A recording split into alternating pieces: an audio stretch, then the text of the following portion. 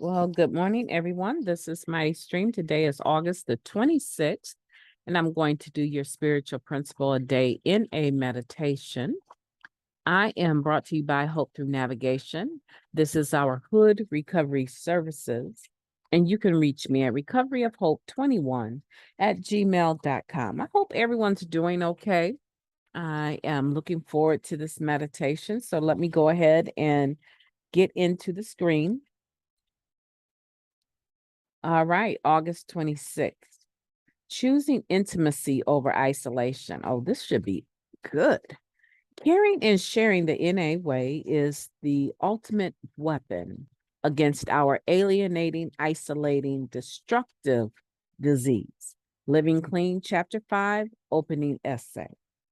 Experiencing loneliness is an inevitable part of the human condition. For many addicts, this loneliness is amplified by how different we felt from our peers. We had trouble fitting in, or we're just plain weird. We needed too much attention and alienated others in our efforts to get it. Or we wanted none of that. Instead, we stayed silent and hoped that others wouldn't notice us. Drugs helped us deal with those feelings and experiences. Initially, using made us feel more normal, more comfortable in our own skin. It allowed us to be more social and, most importantly, created a buffer to help keep us safe from intimacy and vulnerability. Excuse me. Early in recovery, we learned that our disease is fueled not only by getting loaded, but by keeping us isolated from others and from ourselves. When we first get clean and we don't have drugs as that extra layer of defense, we are raw. Narcotics Anonymous provides us with opportunities to heal that rawness through intimate relationships with other addicts. Allowing ourselves to share fearlessly with another addict is usually the salve for our isolation. Even when years clean, a voice in our heads will tell us that we are better off dealing with or not dealing with our problems alone. However, we know the act of revealing ourselves and being present for others is the most powerful antidote to our very human state of loneliness and to our default addict state of believing we are just too weird. Even though sharing may be uncomfortable, I will take a risk and allow myself to be seen by another addict. I will choose connection over isolation. Let's take a moment of silence, followed by the we version of Serenity Prayer.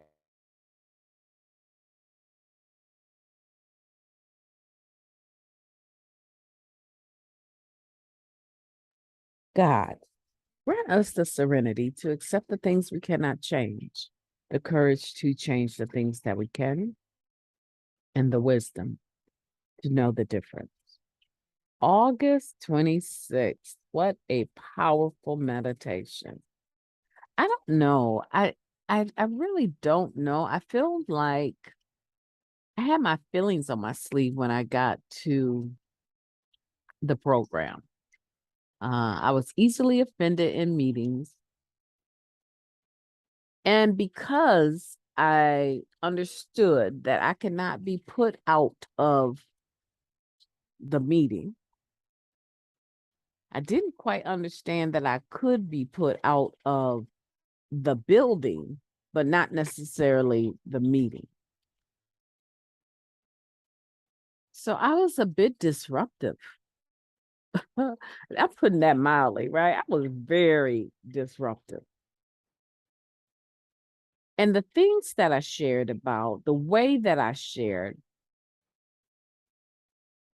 while they might have been, in my impression, spiritual, they were probably more religious than anything. I would have to say so. So I didn't have the knack for sharing the NA way. I developed it, and I developed it over time by other members that really saw my struggle was religiosity versus spirituality. Those addicts that saw my struggle didn't come down hard on me and make me feel lame or shame me for the way that I shared. They pulled me aside and spoke to me with dignity and concern for the fellowship of NA. And based on those interactions, it was several. I didn't get the message right away. There were several.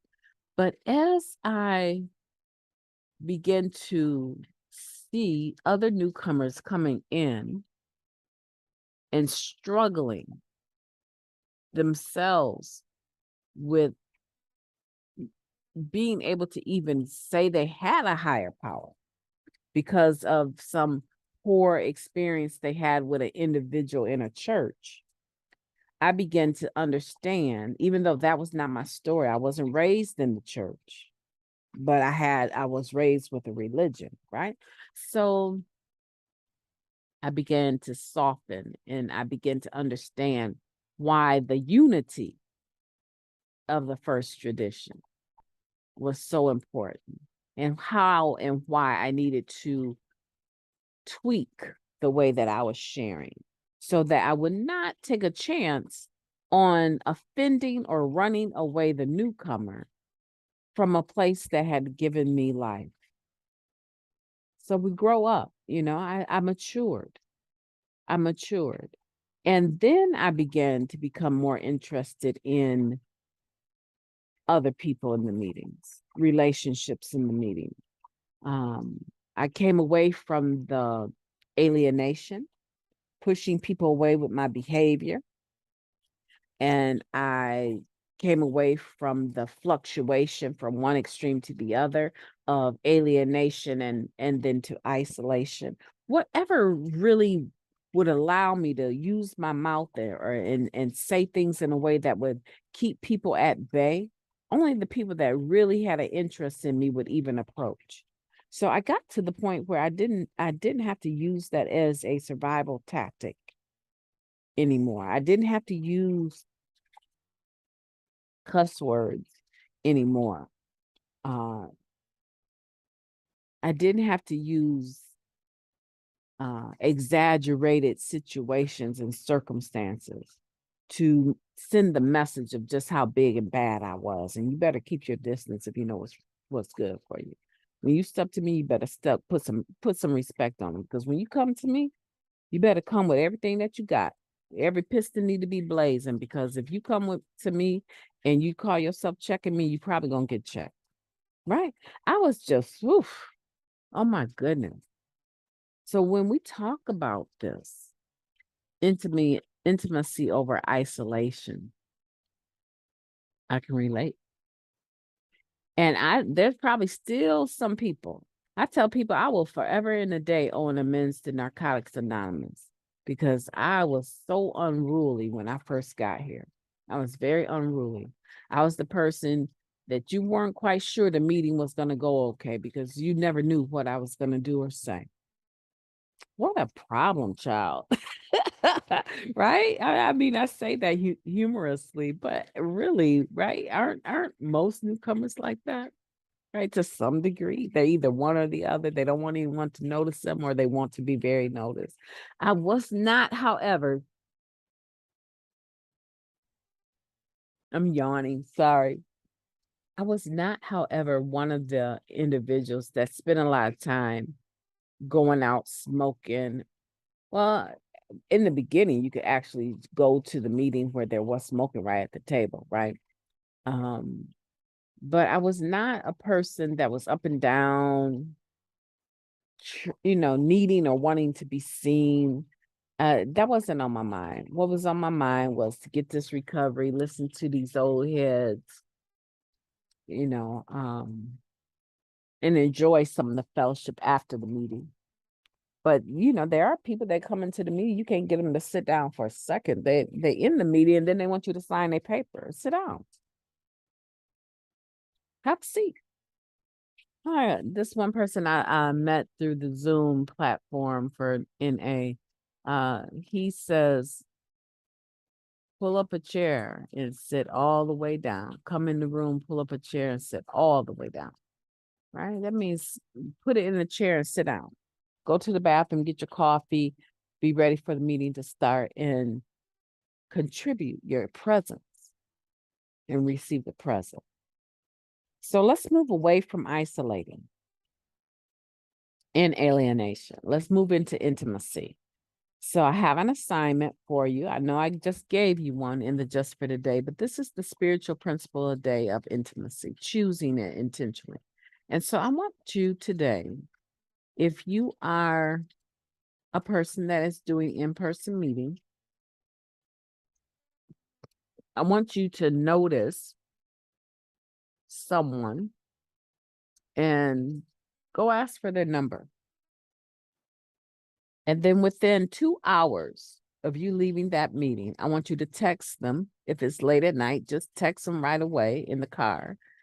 This is so and so. I got your number. Let's connect tomorrow. Right? And then tomorrow, whenever that appropriate time is, I want you to text them and say, is this a good time for me to call you? Yeah. Yep. I had a lady actually do that.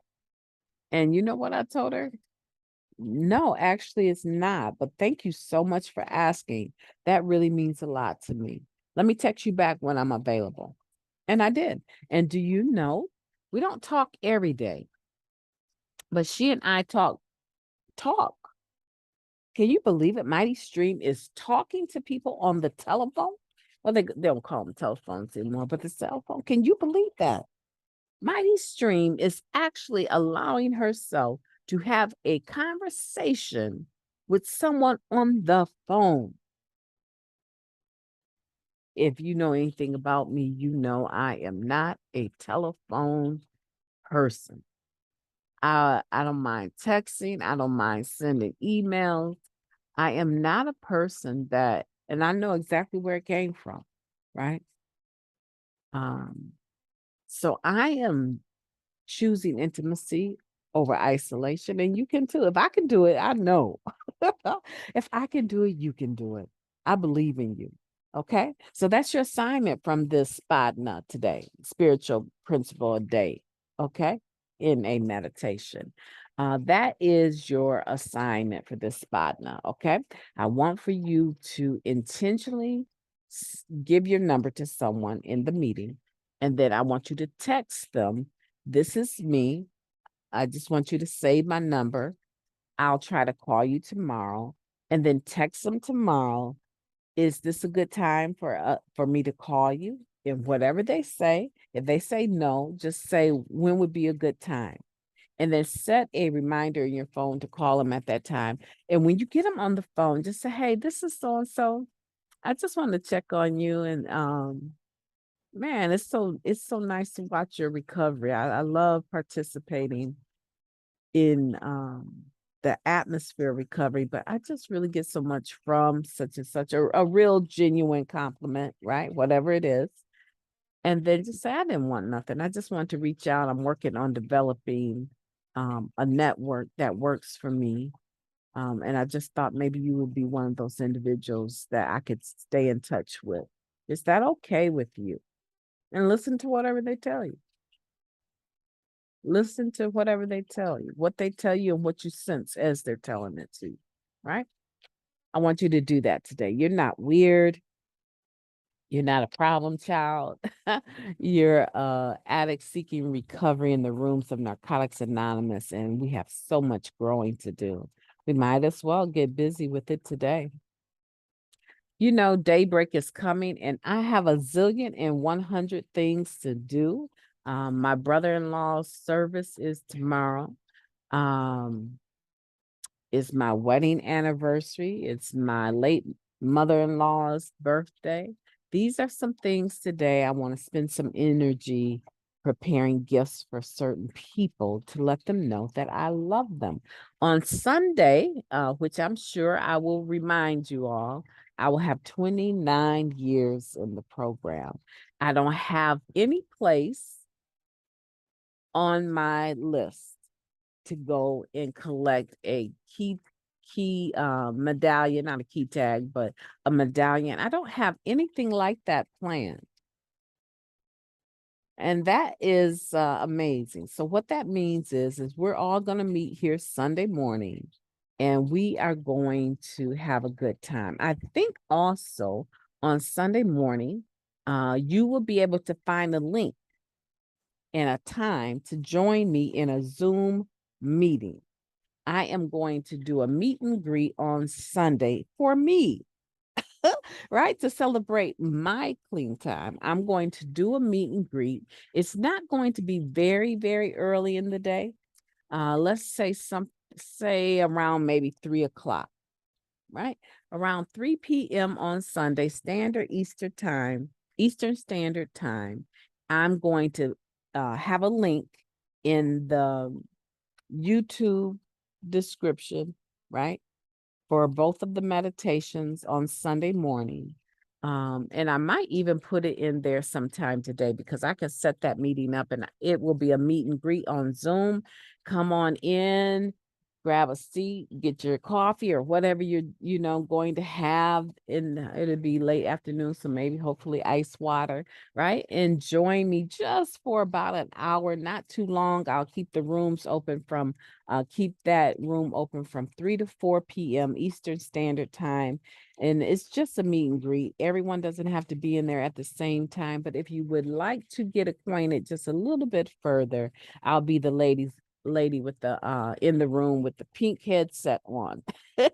Right? I'll probably have pink and gray on that day. I'm excited. I'm excited to meet you. Have a beautiful day. I will be talking to you tomorrow.